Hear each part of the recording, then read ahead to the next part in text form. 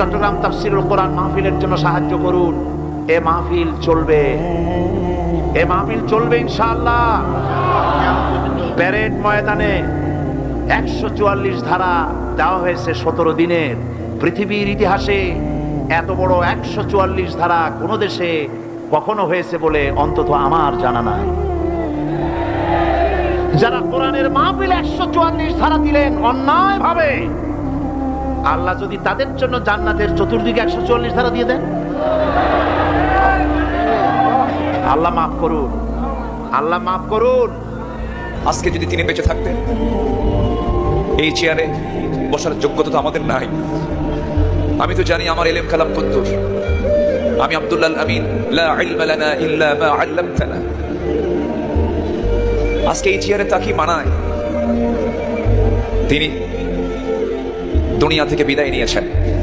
তার বড় শখ দুটো ছিল, একটা হলো আল্লাহর ঘর জিয়ারা করা, তিনি প্রায় প্রায় বলতেন, আর আরেকটা হলো তিনি যেন বের হয়ে কোরআনের এই ময়দানের জন্য তিনি কথা বলতে পারেন।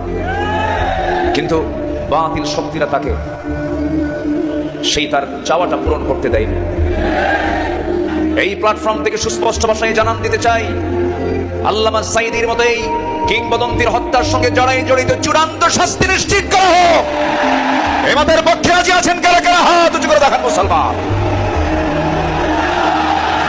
আল্লাহ তাআলা প্রতি 100 বছরে একজন মুজাদ্দিদ পাঠান। প্রতি 100 বছরে একজন মুজাদ্দিদ, যিনি সমাজকে সংস্কার করেন। আল্লামা দেলোয়ার হোসেন সাঈদী রাহিমাহুল্লাহ ছিলেন তেমন একজন মুজাদ্দিদ। চিৎকার করে বলেন ঠিক কিনা? উনি শিরক বিদআতের আস্তানাকে তছনছ করে দিয়েছেন, তাওহীদের বাণীকে সমুন্নত করেছেন, গণমানুষের কাছে তাফসীরুল কোরআনকে জনপ্রিয় করেছেন। উনি অন্যায়ের বিরুদ্ধে সবসময় সোচ্চার ছিলেন, প্রতিবাদী কণ্ঠস্বর ছিলেন। ওনার আলোচনা শুনলে দেহের রক্ত টকবক করে ফুটতে থাকতো। আল্লাহু আকবার, আল্লাহ।